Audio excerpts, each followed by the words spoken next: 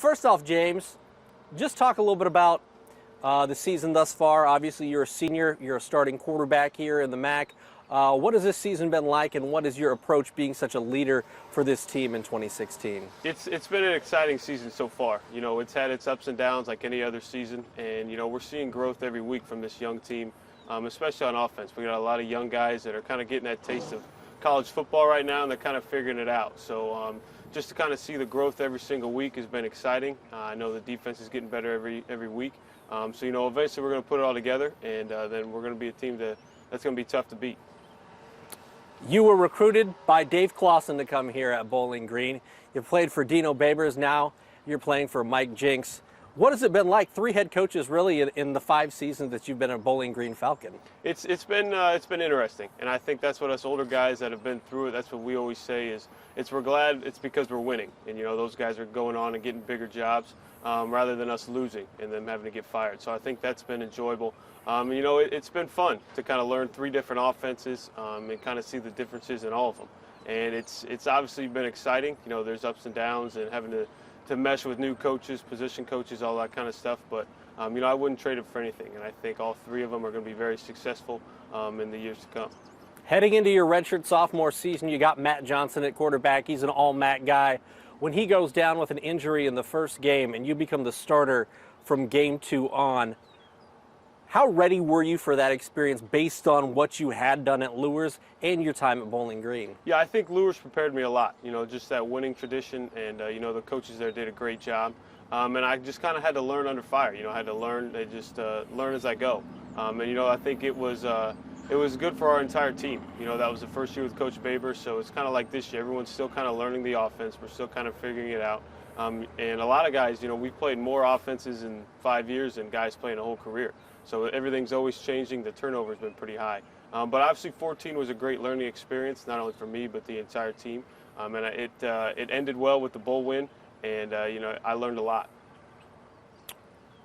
Was there one moment during that season where you thought, or maybe proved to yourself, I can be a high-level Division I quarterback? I think obviously the Indiana game, I threw it 70 sometimes. That was a fun experience. And after that game, I kind of felt a lot more comfortable that, I can do this. I have the capability to do this. And I think kind of the other people on the team kind of learned that as well, that, we can all do this and we can compete at that high level against those Big Ten teams. So I think that was definitely a big help. And then obviously ending it with the bowl victory kind of gave us a lot of momentum going into that next season. 9 seconds left against IU. Roger Lewis in the end zone, I think right over there. Mm-hmm. What was it like when you connected and realized, hey man, I'm the starting quarterback of a team that just upset a team in the Big Ten? It was awesome. And, the atmosphere here was awesome. We had a great fan base for that game.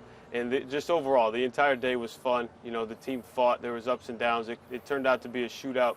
Both offenses were going fast, scoring a lot of points. So, obviously the whole thing was fun. But, yeah, when I saw him come down with a catch, that was pretty exciting.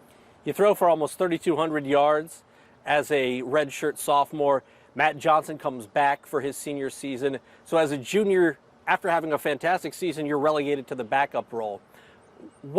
How did you handle that situation, and what was that like for you to have to take a step back after taking such a huge step forward the year before? Obviously, everyone wants to play, and, I just wanted to do whatever I could to help the team win. And I think that year allowed me to focus on some things that I could improve on in my own game, from breaking down film, learning defenses, all that kind of stuff. So I think that year off, I wanted to turn a positive out of it. And I wanted to, continue to push Matt and continue to help him get better, but also at the same time allow myself to become a better quarterback. And, in that aspect, I think it helped, learning how to break down film, reading defenses, that kind of thing. I think all those little nuances that go into the game that I got to work on for an entire year really helped out. At any point, were you thinking, hey, maybe I should go somewhere else because I've obviously proven that I can do it on a Division I level and I have 2 years of eligibility remaining? No, that thought never entered my mind. I wanted to stay here, and I wanted to fight, and I wanted to push Matt. And I think coming out of high school, this was my only offer. So I've always kind of thought that, there's a reason that I'm here, and someday I'll figure out what that reason is. And so I just wanted to stay here. I've made great friends, and, the offense fit me well as well. So I thought, if I stay here, I'll just continue to push, continue to get better, and it'll all work out in the end. 14-year-old version of James Knapke If you could talk to that guy now, what would you say? Because that guy was a pretty good basketball player. I think he thought maybe basketball was going to be his thing. Yeah, coming into high school, basketball was my favorite. I was on a good AAU team, traveling around the country, playing in big tournaments. Yeah, it's crazy to look back on the, how I thought back then and where I've ended up now. But I think if I could tell him anything, would just be enjoy it, and maybe take football a little bit more seriously, maybe a little bit earlier on. But those years at Lures were awesome, both basketball, football, and baseball. The year that I played that as well, and I think if I could go back, I would. You mentioned only having Bowling Green as a Division I offer coming out of Lures. How much pride do you have in the fact that you had one Division I offer and you've turned it into, a starting Division I quarterback job down the road with your hard work? Yeah, it's obviously it's very fulfilling, and I like to play with a chip on my shoulder ever since the time I got to Lures, and that's kind of carried over. And I think if I lost that, I probably wouldn't be as good. And I think that just kind of carries with me that I always have something to prove to a lot of people. And I think that really helps, and I'm competitive. So playing with a chip on my shoulder is obviously really helpful. And to look back to see where I've come to now, it's pretty crazy. And I've been blessed. You are the first of 6 Knapke children, big Catholic family. Yes, I'm sir. assuming. Mm-hmm. What does it mean to be the first? Because you're the first guy to go through everything, and you're the guy that your sisters and your brothers look up to. What is that responsibility like? How does that maybe help you on the football field, help you in life? Yeah, I think that's what I always tell people is, I've always kind of been in a leadership position from the time that, my brother Jonathan was born. I've always kind of had people looking up to me, and I think that's really helped me out. I'm not scared to be in front of a crowd because it's always a party at my house whenever all of us are home. And it's fun, and I take that responsibility very seriously, and I think it's great to kind of watch my younger siblings go through Lures, and really compete, and they've done well. My brother was a 3-year offensive lineman starter, and that doesn't happen very often at Lures either. And I think that's been fun. And, now the younger ones are starting to get in there, and it's always great to go back and kind of watch those guys play. What kind of advice do you give your younger siblings about competing athletically? Yeah, I've been texting Norman a little bit. He's going to get to start this Friday, the first time. And I told him I can remember being a sophomore, getting thrown out there and just having to learn. And I just told him to enjoy it, just go out there and compete because, Lures football is some of the best times that you'll have in your entire life. And those are the times that I still remember. And I made friends then that I'll still talk to today, and I'll talk to for the rest of my life. And I think that's important to understand and not take for granted. 2009, you go down to state. You beat Monrovia 24-17. 2010, 2016, 2010, 26-14 over North Putnam. 2011, 41-17 over Evansville Mater Dei. Is there one experience, one play, one time that you remember more in those championship runs than another? Oh man, I'd have to say probably just that first play my sophomore year in 2009. You always dream of playing there, and growing up, knowing that Lures was the powerhouse that they were and getting to be a part of that, it was kind of surreal to run out of that tunnel and kind of get to enjoy that, and get to be the starter with all those guys around me. And then I guess kind of the last play of my high school career of winning that state championship game. I think those are two that are, kind of stuck in my mind forever. And, I'm happy that I got to experience those, and I'll cherish those forever. You're the only starting quarterback in Indiana high school football history to have won 3 state championships. What does it mean now that you've had some time to look back on it to be the only one that's ever done it in the state of Indiana? Yeah, it's crazy. I think that speaks a lot to that Lures program, and the type of teammates that I played with. Those guys, like we were talking before, that we had a crazy lineup of guys that could play. And, there are a lot of guys on those teams that would have been a superstar anywhere else that might have had a reserve role on those teams. And it's crazy. I've been blessed to be able to play with those guys and be on very successful teams and play for great coaches. Coach Lindsay did a heck of a job, and, I still talk to him every day. And it's fun. It's crazy to look back on and remember those times. And now I'm excited to kind of watch my younger siblings get to hopefully experience those same things. You're the SAC's all-time leading passer.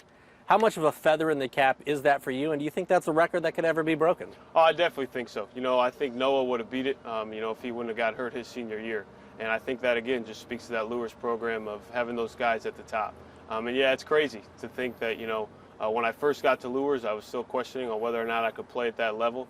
And then now when I graduated, that I did get to accomplish all those things that I set out to do. And it was fun, and it's crazy, and I can't thank my teammates enough for helping me along the way.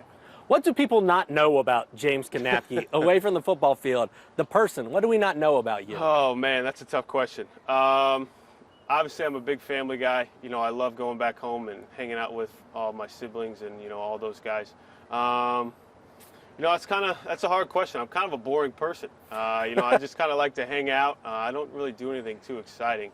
I still love to play basketball. I still think I'm pretty good at it. People might disagree with that. Now that I've put on some weight, I can't jump as high as I used to be able to. But for the most part, no. I just like to go hang out with friends and family and just kind of stay low key. Is there anything in your life where you've had to overcome, or an obstacle that you've had to overcome? I know we talked about, playing as a sophomore, then having to sit. But anything personally that you've had to overcome? I think the hardest two experiences I've had were in high school. Losing my grandparents, the one that I'm named after. Those were tough, and those were kind of early on, and I was really close with those guys. And then I think my freshman year at college, when I first got here, was when Montez Brooks passed away, one of my good high school friends and teammates. And that was tough as well, going back for that funeral, being a pallbearer for it and everything like that. And it taught me a lot, to see that, life's not promised, and, to take full advantage of it. And I think that's what Tez would tell anyone, was that, you just got to go out there and enjoy it. And, I try to bring a little bit of his attitude on the football field, and I think he enjoys watching from up above. Yeah, Tez always seemed like a guy with a smile on his face. Just seemed like a really cheerful guy that brought a lot of positive energy. You mentioned what you kind of have taken from knowing him. Is that something that you can apply kind of day in and day out? I mean, how often do you think about a friend like that? Absolutely. I think I learned a lot from him. I have his name written on my towel that I wear during practice, so he's always with me. And I think, like you said, he was just very energetic, always had a smile. He lit up a room, and I think that really helped out. And he was a great leader on our defense. And, when people still talk about it, when he hit somebody, you heard it up in the stands. And I think that that brought a lot to that football team my senior year. And, him coming from Snyder, getting to experience that Lures tradition and being part of it, I think was great for him.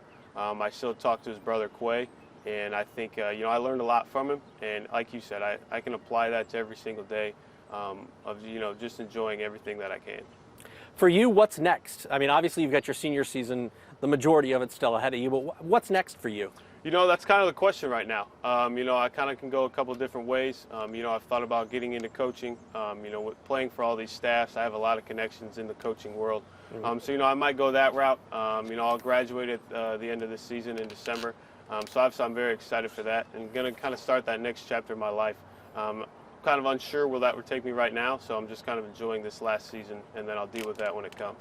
Is the NFL in your mind? Is it in the back of your mind, in the front of your mind? Is it anywhere in your future, you think? Absolutely. And I think it'll kind of depend on how the rest of this season goes. Obviously everyone dreams of playing at that level. So obviously if I get that opportunity to go and compete at that level and train for that, absolutely I will. And I think that'll just be another blessing for me. But right now I'm just focused on this season because, without a successful season, that opportunity probably won't come. So it's just kind of one step at a time now. You said you text Coach Lindsay every day. Do you mean Matt Lindsay or Kyle? Matt Lindsay. I talk to Kyle from time to time. He's pretty busy now trying to get his program under control and kind of learning all that. But, Coach Lindsay was a big influence on me, and he did a lot for a lot of us guys that played for him over those years. And, to have his guidance, he always kind of gives me a hard time. He went to Toledo. We didn't beat those guys in a while. So, he has that over me. So hopefully I'm looking to change that this year. And then next time I see him, I'll have something to talk to him about. All right.